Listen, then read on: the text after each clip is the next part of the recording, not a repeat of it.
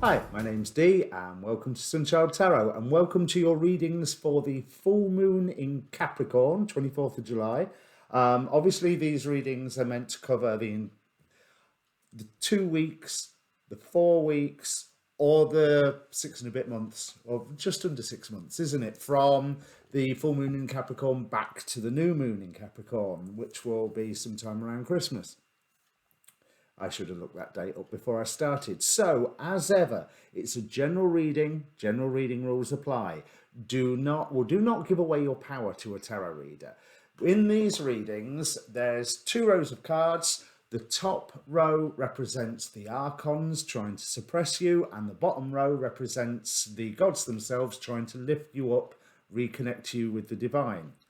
By their very nature, they are dramatic. So take it all with a pinch of salt and just bear in mind that I can't necessarily be reading for everybody. So there is a timestamp in the description below because I'm going to discuss the full moon itself first. But I've put the timestamp there, so if you want to not ignore my waffle, you can jump ahead to the reading.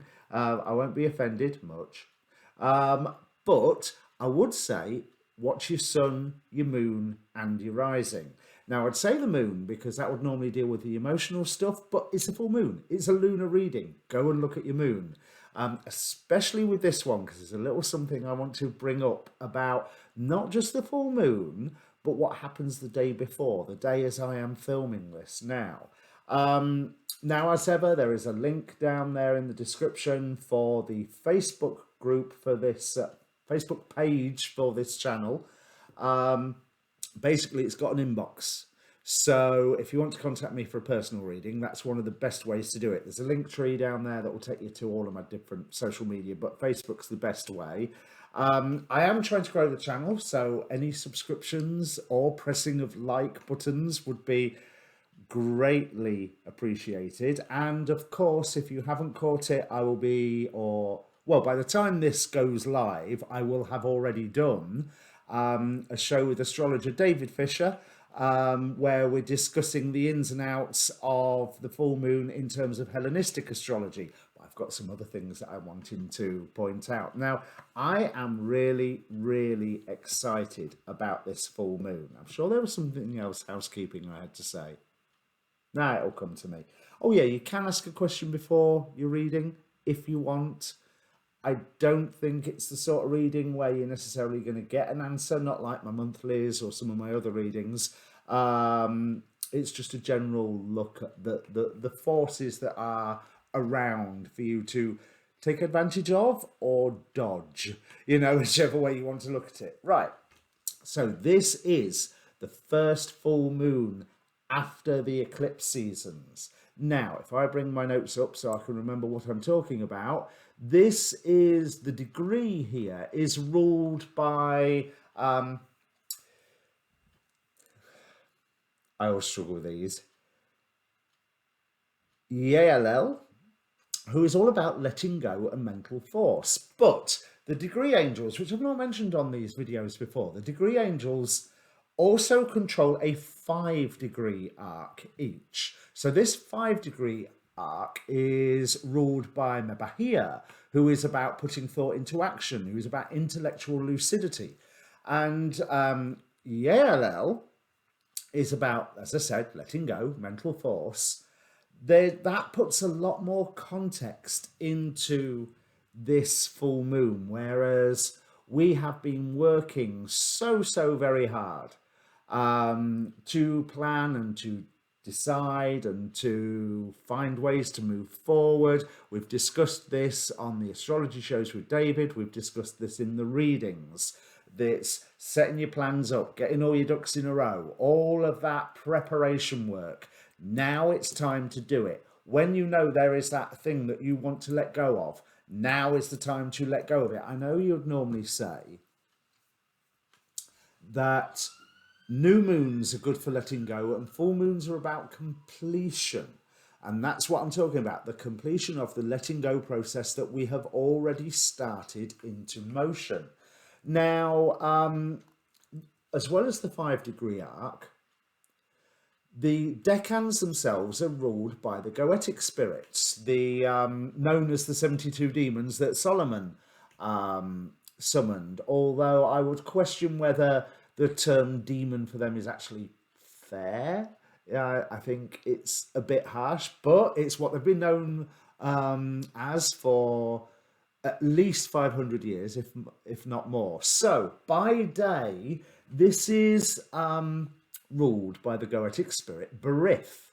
So, quoting from Michael Ford, in an initiatory context, Berith may be a tool in the understanding of self, including the alchemical process of turning of gold, i.e., coming into being more, strengthening your form, the fiery essence of self.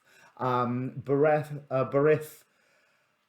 is proves to be a powerful goetic servitor that you can summon to guard while going through some introspective rites. Now, we've been going through these introspective processes for, well, quite some time, let's be honest. And so again, it's rubber stamping that idea of, you knew you needed to let go of this thing, time to let go, time to put your plans into action, time to be you to the best of your ability.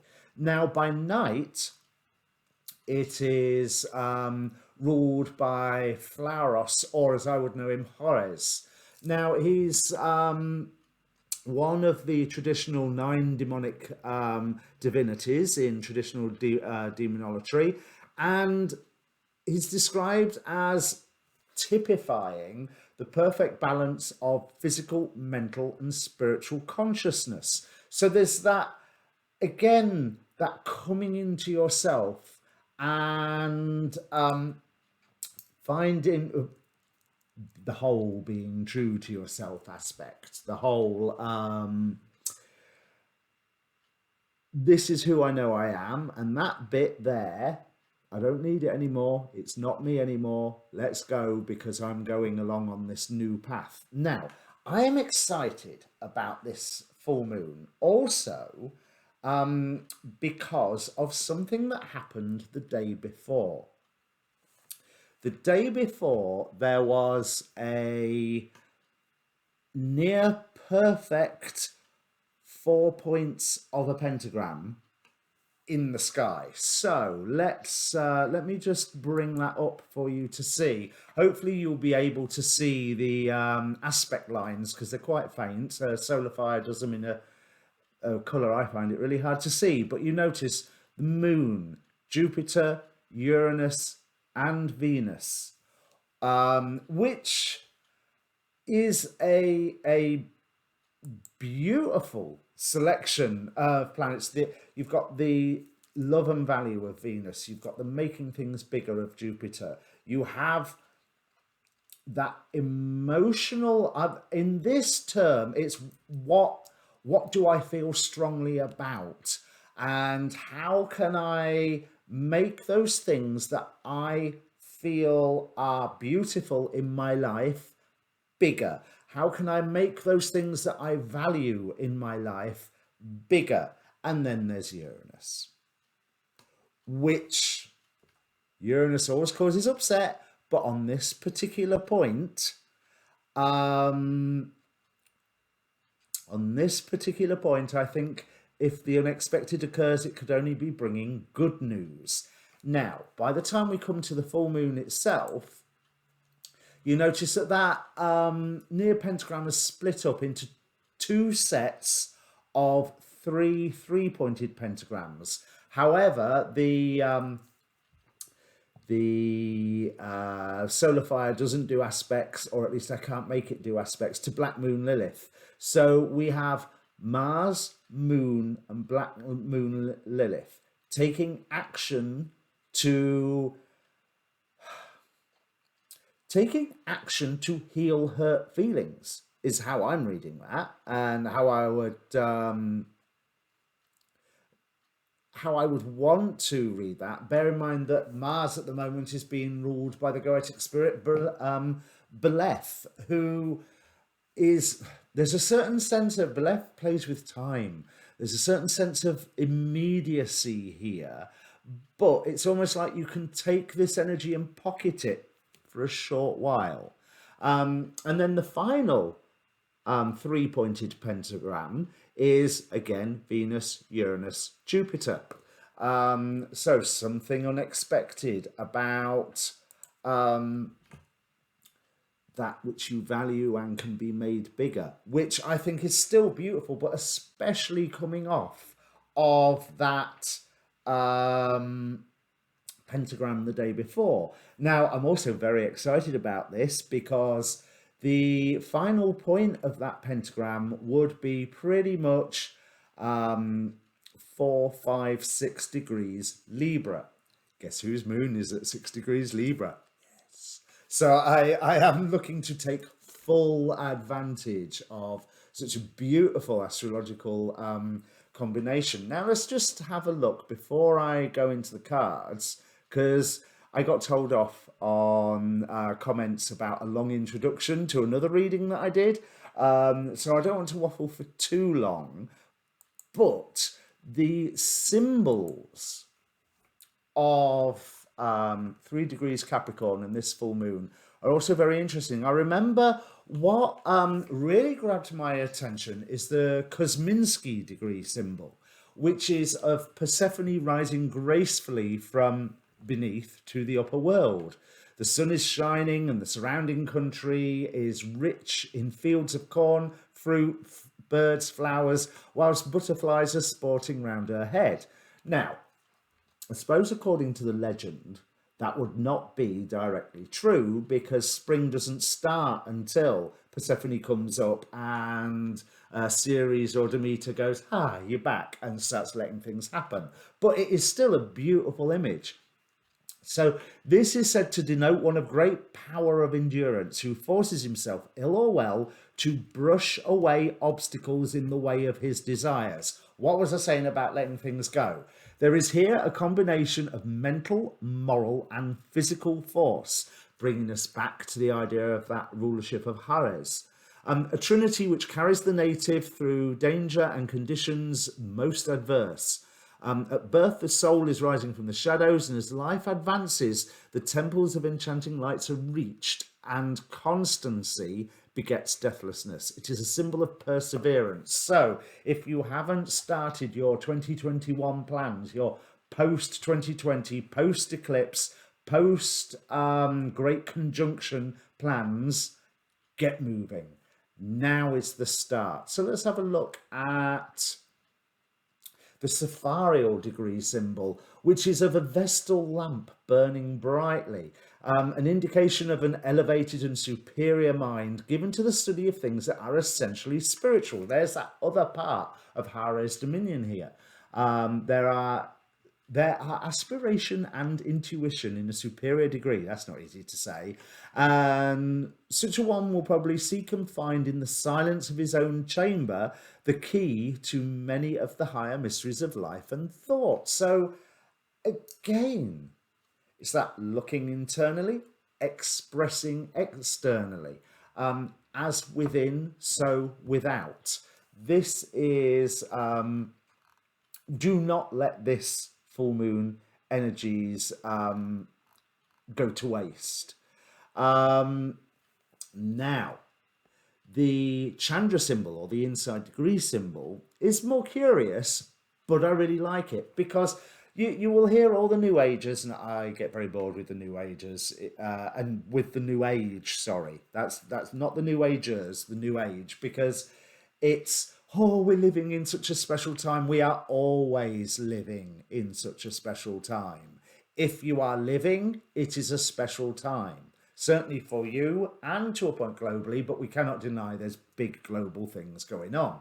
So we have all been training for this moment. So Capricorn 4, the 4th degree of Capricorn, i.e. 3 degrees Capricorn, the Chandra symbol is footprints in the snow. And it's talking about how you were following your own footsteps.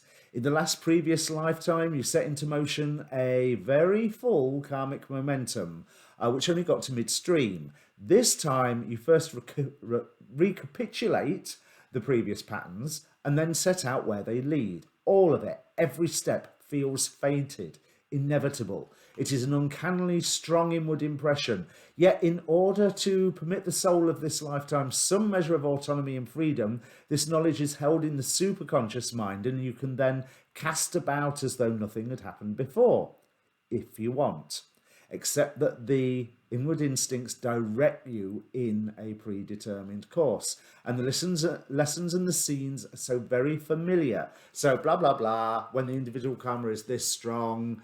But we know this. I mean, let's be honest. If you're watching one of my readings and watching tarot readings on YouTube and all the other stuff, we know that we have practiced for this. And even if you accept like Dolores Cannon's 3 Waves of Volunteers, we have been practicing for this. And the now this is the Omega symbol, I think. As a cliff erodes, a temple is in danger of collapsing. Now, okay, there's a tower imagery, tower card imagery there, but there's also what it also talks about that Saturn-Uranus square we've got going on. The description to this says it needs change. And when they do, structures that may have depended on a long time, that may have been depended on for a long time, need to change as well to meet these new needs. That's it, needs change. Right, that makes sense. This is what this degree is aware of. It taps into the undercurrents of feeling and can see how those things are eroding the landscape of human thought. At its best, it's capable of suggesting means of change that take into the account the long range and which are practical. And again, we have practiced for this. Can you tell I'm really excited about this? I never thought I'd be excited about a Capricorn thing, but when you look, everything that Capricorn threw at us last year, the Jupiter-Pluto conjunctions, the building up to the great conjunction with the Saturn-Pluto conjunction, various other things, eclipses last year and all that. This is beautiful. This is Pluto, who's there in Capricorn, going, okay, here is the end of it. Now, bear in mind, this full moon is a long, long away from Pluto. Pluto's at 26 degrees. The full moon's at 3 degrees. So it's co-present by sign. But Pluto's allowed everything to come full circle. And it's almost like he stepped to one side and said, there you go. I've done my work now. You crack on with starting the new things. And I will just check your work as you go past. But everything will be fine. Don't worry. You crack on with it. And so that's what I want to say with this full moon. Whatever it is, you crack on with it. There's all this creative energy around with Venus quintile Uranus, Venus quintile Jupiter. There's all this healing energy around with the quintiles between the moon, Mars and Lilith. There's that, especially if you've got early degrees of Libra planets, there's that energy from the pentagram the day before. This cannot be a bad thing if you take advantage of it, but you take advantage of it with self-knowledge. You take advantage of it after having really dug down on the inside and saying, is this what I want? Is this a bit of me I still want to be? What do I need to let go of? And let's already make sure that this full moon is the final letting go of those things. They will come back again. Of course they will. They will come back again for you to be able to walk straight past them and say, no, I've let go, I don't care. because that's how it works. You know, so when all these things that you've let go of pop their head up again in like 1, 2, 3 months, years time, it is there to say, huh, have you let go? Really? And if you use this full moon energy right, the answer is a resounding yes. Yes, I have. Now, this is before I've done the show with David, so that's how I'm reading the full moon, purely on the basis of the angels and the demons that are involved here, and some of the aspects, but minor aspects. We'll see what David makes of it. In the meantime, I'll bring your cards up in a second. If you want a personal reading, don't forget that Facebook link. Please feel free to share the video because it helps, and press the like button because it helps YouTube notice I exist, which I'm not sure it has yet, really.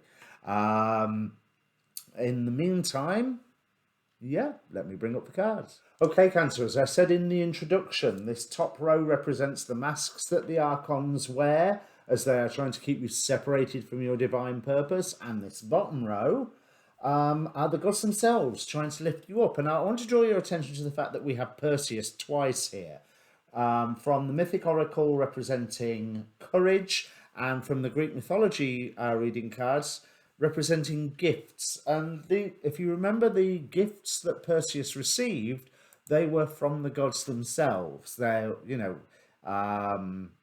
helmet, I think, didn't he have the winged sandals for a while?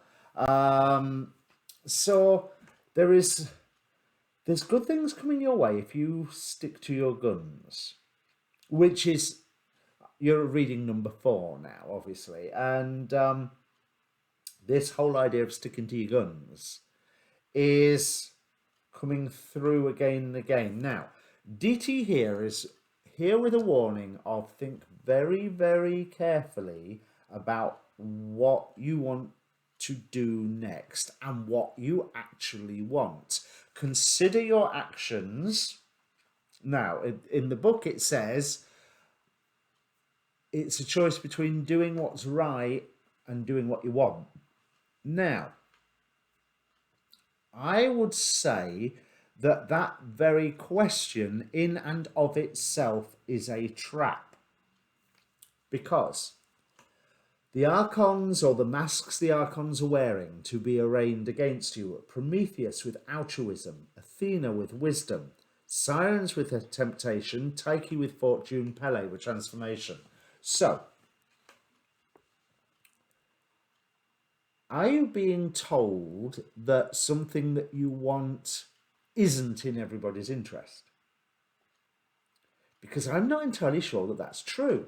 Or are you being presented with a solution to some form of issue that's going along where, hey, look, this is the right thing to do. Everybody's going to benefit. You will benefit. They will benefit. I will benefit. All of us will benefit if you go ahead and you go on this path and you take that transformation. Nah. They're wrong. They're trying to tempt you off of your path. Now, for you to answer those questions accurately, you have to, as we have from the Oracle of Heaven and Hell, we have Menadel, representing inner and outer work. So what the gods are here suggesting is have the courage, take action towards your own healing by doing, not by sitting and coming to terms with, or, processing through. We're not talking about a counselling process here. We're talking about an actual active doing something that is going to take some bravery. But the healing aspect is using that bravery, even though someone else is maybe giving you an easier solution, or so it appears. And I honestly feel that easier solution will end up with some form of personal transformation, as well healing. Healing ends up in personal transformation. But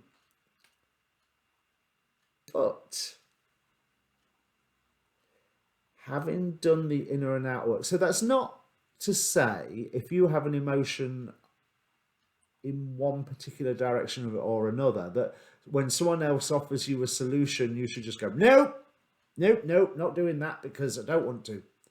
It's that you should look at their solution and go, no, I'm not doing that because I can see it will lead to this, this, and this. So I'm not saying that whatever situation this energy is being splayed upon in your on your life, I'm not saying that you are right. I'm just saying that someone who is offering a very tempting way of sorting it all out is wrong. And you may even find them having an attitude of, well, it was going to work out this way anyway, so you might as well get on with it, and you might as well do the thing that's for the good of everybody. But yeah, good of everybody, good for who? Because the good for everybody has to include you, not exclude you. It's very Cancer reading as well, isn't it? Apart from the bit of the have a bit of Aries, take some action. That's you're going to have some courage. So I'm not saying that you're even rejecting what this person is suggesting to you. You're saying you can take it on board, but say, yeah, but there's another way. Or at least there's another way that sits well with me, because I am not doing, right, I see, I am not doing what's for the good of everybody just for the sake of revenge. I am not doing what appears to be for the good of everybody when I get left out of that everybody.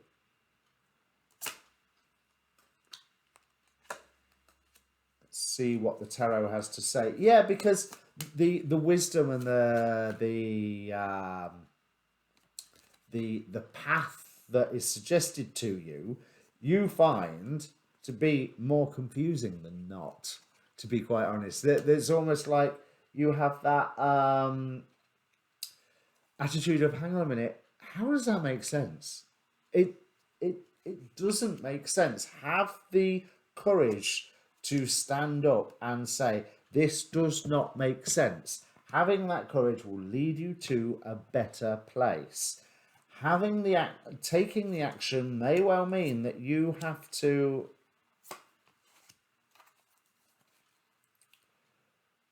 ignore certain things, cut certain things out, or even certain people. More things than people, to be honest. And by things, courses of action.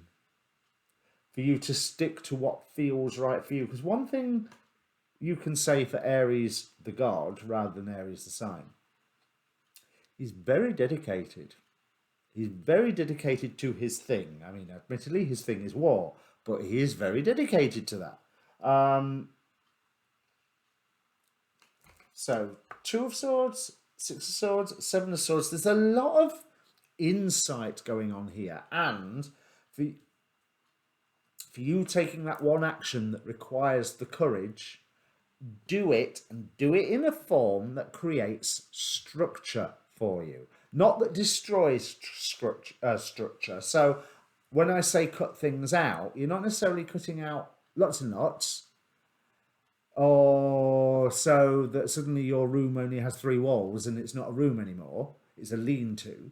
But you are cutting something out that is in the way of your structure, in the way of something that is an obstacle, or just, I mean, the word that keeps going on in my mind is not even an obstacle, that's just litter. That's just litter lying around in your way.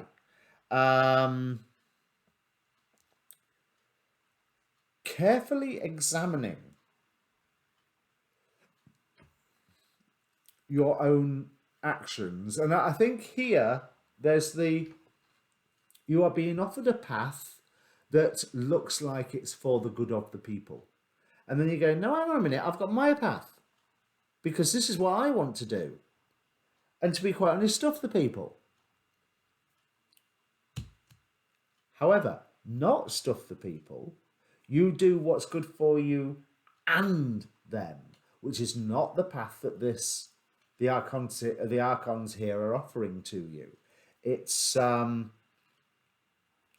it's it's like it's one of those things that will be revealed over time, and it doesn't matter how much you say, hang on a minute, 1 year down the line from here, and what I do now is going to help everybody through this, this, and this. They can't see it yet. They haven't got that long-term vision. They're too stuck in their own, trapped in their own way of, this is what will sort it out. This is what will be good for everybody. And it is up to you to turn around and go, but it's not good for everybody, so I'm going to do this. And that promises. You get a choice to start it, and then you get a choice to carry on with it. And it promises to lead to a great sense of manifestation, a great sense of actually accomplishing something. But how it benefits everybody is something that is for later on. Because at the moment, you're working on you and stuff this other situation that's going on.